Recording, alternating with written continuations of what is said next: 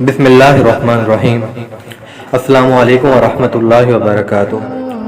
دو حدیثیں دیکھتے ہیں جو پیشن گوئیاں ہیں، موجودہ حالات کیا ہیں، مستقبل کیا ہے۔ تو بنا وقت ضائع کی حدیث کی طرف چلتے ہیں۔ بخاری شریف کی حدیث نمبر 1889 ہے، جس کے اندر آپ صلی اللہ علیہ وآلہ وسلم نے فرمایا کہ مدینہ پر دجال کا روب بھی نہیں پڑے گا۔ اس دور میں مدینہ کے 7 دروازے ہوں گے اور ہر دروازے پر 2 فرشتے ہوں گے۔ اب اس کا مطلب یہ ہے کہ روب بھی نہیں داخل ہوگا، مطلب دجال کا داخل ہونا تو دور کی بات، اس کا روب بھی مدینے کے اندر داخل نہیں ہو سکے گا۔ یہاں حدیث میں 2 لفظ استعمال ہوئے ہیں، ابواب اور باب۔ عام طور پر ہم ابواب کا جو مطلب لیتے ہیں وہ لیتے ہیں دروازے، ٹھیک ہے، دروازے اس کا مطلب ہے، لیکن اگر لغت کے اندر دیکھا جائے تو ابواب کا ایک اور مطلب بھی ہے، اندر داخل ہونے اور باہر نکلنے کے راستے۔ اور یہ اللہ بہتر جانتا ہے کہ راستے اس کا مطلب ہے یا دروازے ہوں، لیکن موجودہ حالات دیکھتے ہیں۔ آئیے جی، یہ مدینہ منورہ ہے اور یہ اس کے اندر داخل ہونے کے راستے 1 2 3 4 5 6 اور یہ 7، یہ 7 دروازے راستے ہیں۔ مختلف مکہ سے آ رہا ہے، یمن سے آ رہا ہے، تو یہ 7 مختلف راستے ہیں جو مدینہ منورہ کے اندر داخل ہو رہے ہیں۔ ابھی موجودہ کی ہر موبائل کے اندر گوگل میپ کی ایپ ہوتی ہے، اس کے اندر آپ مدینہ لکھ کے اس چیز کو سرچ کر سکتے ہیں۔ میں نے اپنے گوگل میپ میں سے یہ چیز کو لیا ہے۔ ابھی 7 راستے ہیں، اللہ بہتر جانتا ہے کہ دروازے ہیں اس کا مطلب یہ راستے ہیں، لیکن موجودہ 7 راستے اندر جا رہے ہیں، تو ہو سکتا ہے یہ راستے ہی ہوں اور ہر راستے پہ 2 پہرے دار ہوں۔ ایک اور حدیث ہے صحیح مسلم کی حدیث نمبر 3345، جس کے اندر آپ وسلم نے فرمایا کہ دجال مشرق کی طرف سے آئے گا، مدینہ میں داخل ہونے کا ارادہ کرے گا، یہاں تک کہ احد کے پچھلی طرف اترے گا۔ یہاں پہ اب نا اترے لفظ پہ غور کیجئے گا کہ لفظ ہے اترے گا۔ خیر آگے چلتے ہیں، اس چیز پہ بعد میں آتے ہیں۔ پھر فرشتے اس کا منہ وہیں سے شام کی طرف پھیر دیں گے اور وہ وہیں ہلاک ہو جائے گا۔ اب حدیث بہت ساری ہیں اس حوالے سے، لیکن میں صرف 2-3 حدیثیں آپ کے سامنے نمونے کے طور پہ پیش کر رہا ہوں، حدیث بہت ساری ہیں۔ خیر آئیے دیکھتے ہیں کہ احد پہاڑ کے پچھلی طرف کیا ہے اور احد پہاڑ کے آگے کیا ہے، پیچھے کیا ہے، اس چیز کا جائزہ لیتے ہیں۔ ہم پنجاب میں گوگل ارتھ ایک ایپ بھی ہے، ویب بھی پہ بھی موجود ہے، گوگل سے آپ گوگل ارتھ بھی کر سکتے ہیں، وہاں سے یہ چیزیں آپ خود بھی چیک کر سکتے ہیں، یہی طریقہ ہوتا ہے۔ خیر چلتے ہیں ماؤنٹین احد کی طرف۔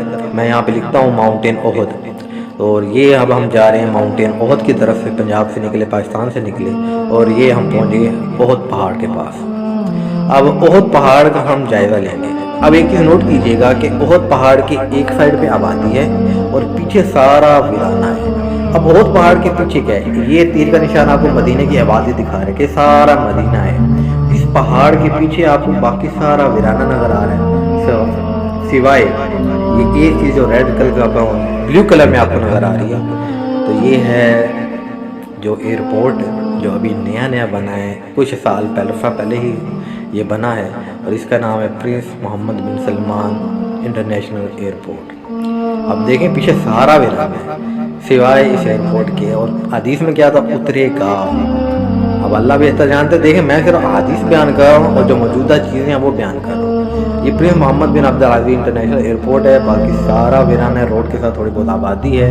یہاں سے احد پہاڑ کے اس طرف سارا مدینہ کی جو اوریجنل آبادی ہے، جو پورا مدینہ کی شہر ہے، وہ سارا آباد ہے، باقی سارا ویرانہ ہے۔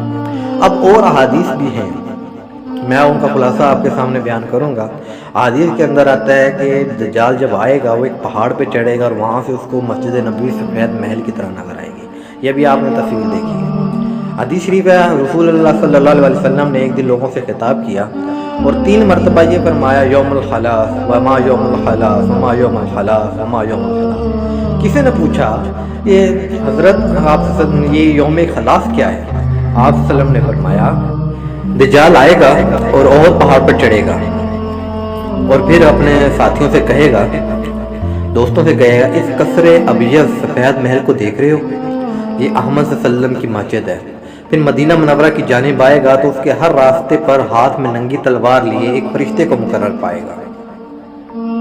مختلف روایات کے اندر آتا ہے کہ وہ جس پہاڑ پہ چڑھے گا اس کے اوپر اس کا اپنا ایک محل ہوگا، اور وہ اس محل سے مدینہ منورہ کی طرف دیکھے گا، اور جو مسجد نبوی ہے اس کو سفید محل کی طرح نظر آئے گی، 1994 کے اندر مسجد نبوی کی توسیع ہوئی تو اب وہ سفید محل کی طرح نظر آتی ہے. سیٹلائٹ سے دیکھیں تو سفید محل کی طرف دیکھیں نظر آتی ہے. اب یہاں پہ ہم وہ پہاڑ ڈھونڈیں گے جہاں کے اوپر جہاں مختلف روایات کے مطابق دجال چڑھے گا اور وہاں سے مدینہ منورہ کی طرف دیکھے گا. تو روایات کا دیکھ تو جبل حبشی نامی ایک پہاڑ کے بارے میں آتا ہے. یہ جبل حبشی پہاڑ ہے اور اس کے اوپر یہ طیبہ نام کا پیلس بنا ہوا ہے جو ابھی کچھ سال پہلے ہی بنا ہے. اللہ تعالیٰ معاف فرمائے. جو مقام باعث عبرت ہونے چاہیے تھے آج ہم اپنے مسلمان اپنے ہاتھوں سے ان جگہوں کو کفار کے لیے کفری لشکروں کے لیے اپنے ہاتھوں سے سنوار رہے ہیں. خیر یہ جبل حبشی ہے اور اس کی سائڈ پہ آپ دائیں سائڈ پہ دیکھیں گے مدینہ منورہ ہے. اس پہاڑ کی چوٹی کے اوپر محل بن چکا ہے. وہاں سے جب یہ مدینہ منورہ کی طرف دیکھے گا تو وہاں سے اس کو مسجد نبوی جو ہے وہ ایک سفید محل کی طرح نظر آئے گی. تو ان احادیث کے اوپر غور کرنے کا مطلب یہ ہے تاکہ جو آنے والے فتنے ہیں ان سے ہمیں آگاہی ہو, ہم ان کو سمجھ سکیں. خیر یہ میں یہاں پہ دیکھ لیں کہ یہ جبل حبشی اور اس کے دائیں سائڈ کے اوپر یہ آپ کو نظر آ رہا ہے مدینہ منورہ اور یہ درمیان کے اندر مسجد نبوی. 1994 کے بعد جو توسیع ہوئی تھی 1994 میں, اس کے بعد مسجد نبوی اب سفید محل کی طرح نظر آتی ہے. تو یہ یہاں پہ آج 3 حدیثوں کا ذکر ہوا پیشن گوئیوں کا جو پوری ہو چکی ہیں. اس طرح کی لاتعداد حدیث ہیں. دجال سے پہلے حضرت امام مہدی نے آنا ہے تو ان کا ذکر آئندہ ویڈیوز میں کروں گا. حدیث مبارکہ میں فتنوں کے متعلق پیشن گوئیوں کا اظہار اس بنا پر نہیں کیا گیا کہ ہم انتظار کرتے رہیں اور فتنے پورے ہوتے دیکھتے رہیں, بلکہ اس لیے خبردار کیا گیا تاکہ ہم محتاط رہیں. آئندہ ویڈیوز میں غزوہ ہند, ملحمۃ الکبریٰ, حضرت امام مہدی اور اسی طرح کی پیشن گوئیوں کا جائزہ لیا جائے گا. تو یہ ویڈیو دیکھنے کے لیے اس ویڈیو کے نیچے موجود جو سبسکرائب کا بٹن ہے اس کے اوپر کلک کر دیں, بیل آئیکن کا بٹن دبا دیں تاکہ جب بھی ایسی کوئی نئی ویڈیو آئے اور عریش ورلڈ کی جو بھی نئی ویڈیو آپ اسے دیکھ سکیں. بہت بہت شکریہ.